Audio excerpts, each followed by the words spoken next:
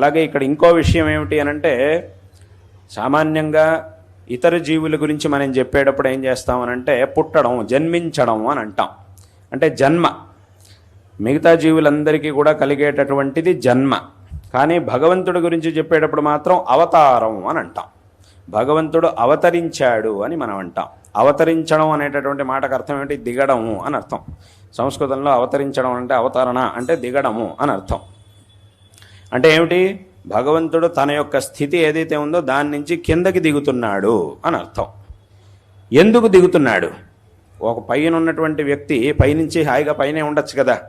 ఒక మంచి స్థానంలో, అందరికంటే ఉత్కృష్టమైనటువంటి స్థానంలో ఒక వ్యక్తి ఉన్నప్పుడు అక్కడే హాయిగా ఉండొచ్చు కదా. అక్కడి నుంచి కిందకి దిగడం ఎందుకు? ఎప్పుడైనా మనం పైకి వెళ్ళడానికి ఇంకా పై మెట్టు, ఒక్కొక్క మెట్టు ఎక్కుతూ పైకి వెళ్ళడానికి ప్రయత్నించాలి తప్ప పైనుంచి కిందకి ఎందుకు రావడం? ఇప్పుడు భగవంతుడు పైన ఉన్నటువంటి వాడు పైనుంచి కిందకి ఎందుకు వస్తున్నాడు అనంటే, ఇక్కడ ఈ అవతారం అంటే దిగడం అనేది ఏదైతే ఉందో, కిందకి దిగడం అనేది ఏదైతే ఉందో, ఈ అవతారం యొక్క ప్రయోజనం ఏమిటి అనంటే ఉద్ధరణ. ఉద్ధరణ అంటే ఏమిటి? సంస్కృతంలో ఎత్తడం, పైకి ఎత్తడం అని అర్థం. అవతరణ అంటే కిందకి దిగడం, ఉద్ధరణ అంటే పైకి ఎత్తడం అని అర్థం. అంటే భగవంతుడు ఎందుకు కిందకి దిగుతున్నాడు? తను అందరికంటే కూడా ఉత్కృష్టమైనటువంటి స్థానంలో ఉన్న భగవంతుడు ఎందుకు కిందకి దిగుతున్నాడు అనంటే ఉద్ధరించడానికి, అంటే పైకెత్తడానికి.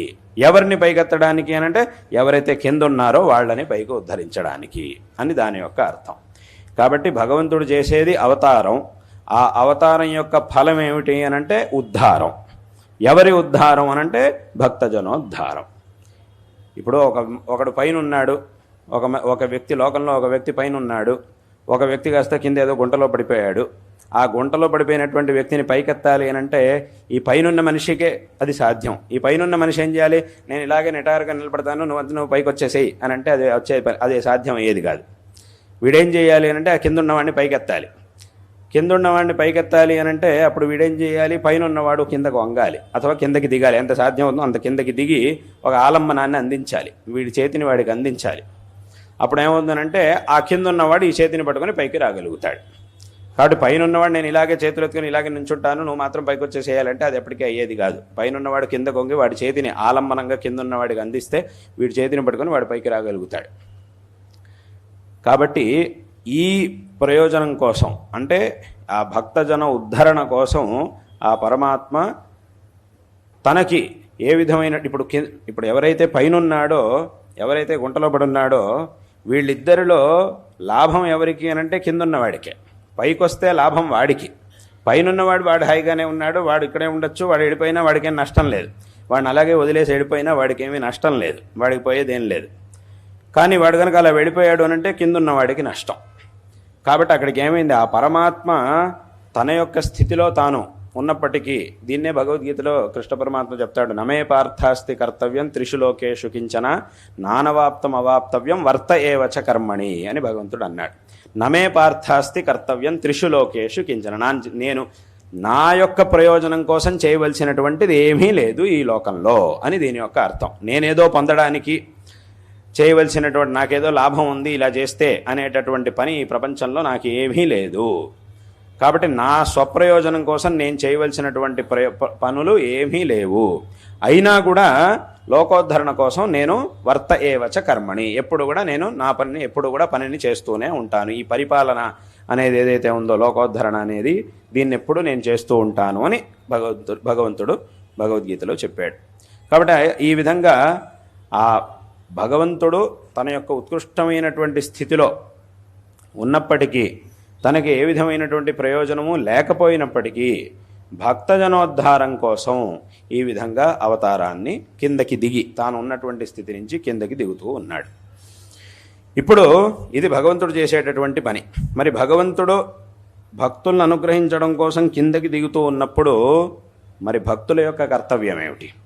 ఎవరి కోసమైతే భగవంతుడు కిందకి దిగుతూ ఉన్నాడో వాళ్ళ కర్తవ్యం ఏమిటి అనంటే, ఇప్పుడు ఇందాక చెప్పినట్టుగా ఆ పైన ఉన్నటువంటి వాడు ఒక గుంటలో పడిపోయినటువంటి వాడిని కాపాడడం కోసం కిందకి దిగాడు, వాడి చేయిని అందిస్తూ ఉన్నాడు.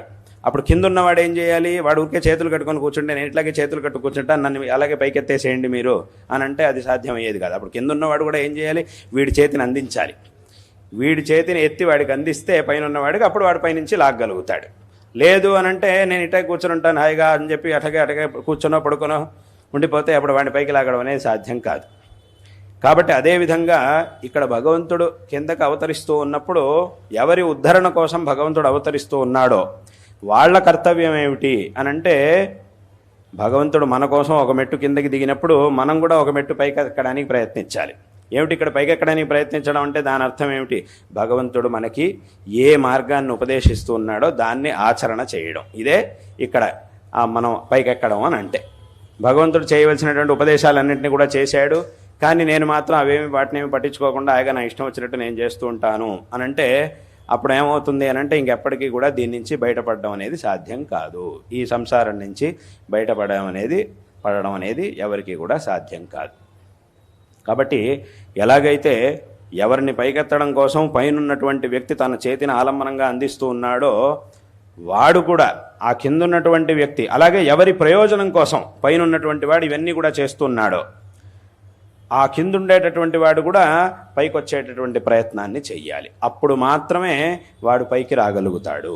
అదేవిధంగా ఆ భగవంతుడు శంకరాచార్యుల వారి రూపంలో అవతరించి ఈ జగత్తుని ఉద్ధరించడానికని వచ్చినప్పుడు ఈ జగత్తులో ఉండేటటువంటి సమస్త మానవుల యొక్క కర్తవ్యం ఏమిటి అని అంటే వారు చూపించినటువంటి ఆ మార్గాన్ని అనుసరించి తమ యొక్క ఉపదేశాలలో ఏ మార్గాన్నైతే ఉపదేశించారో ఏ మార్గాన్నైతే చూపించారో ఆ మార్గాన్ని అనుసరించి ఈ జీవితాన్ని సార్థకపరుచుకోవడం అనేది అందరి యొక్క కర్తవ్యం.